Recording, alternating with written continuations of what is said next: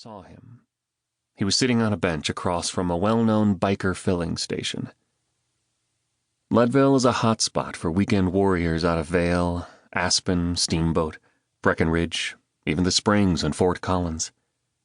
Expensive, chromed-out, low-mileage, no-muffler bikes, driven by midlife men flaunting well-decorated, siliconized, tucked and lifted toys. It's an old mining town and one of the highest towns in the U.S., as it sits above 10,000 feet. Once a prolific producer of silver, today it's a shell of its former self.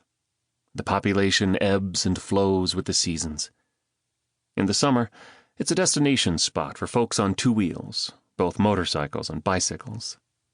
It's home to the Leadville 100, a grueling all-day mountain bike ride, to high mountain pies, some of the best pizza in the Rockies, and to Melanzana, a small privately owned company that makes the world's best fleece jackets and sweaters, right out of its shop on Main Street.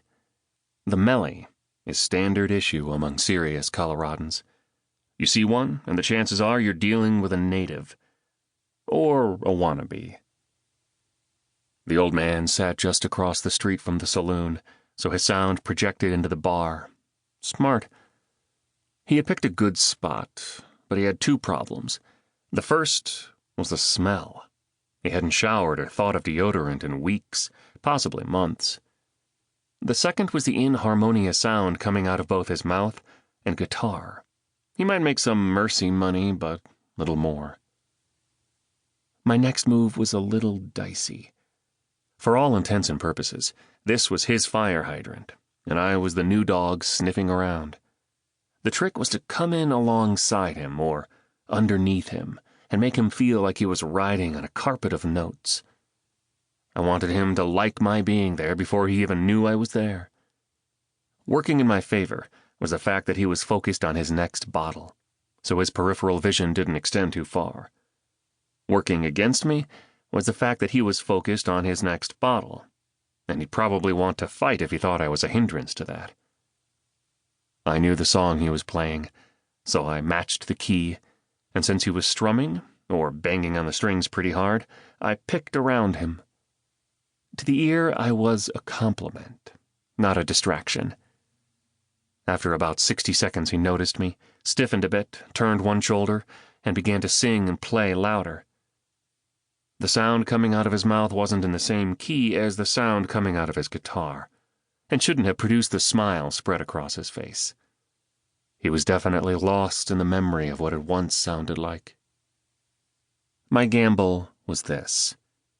I had the feeling he'd played with other musicians before, and he'd know when somebody was making him sound better.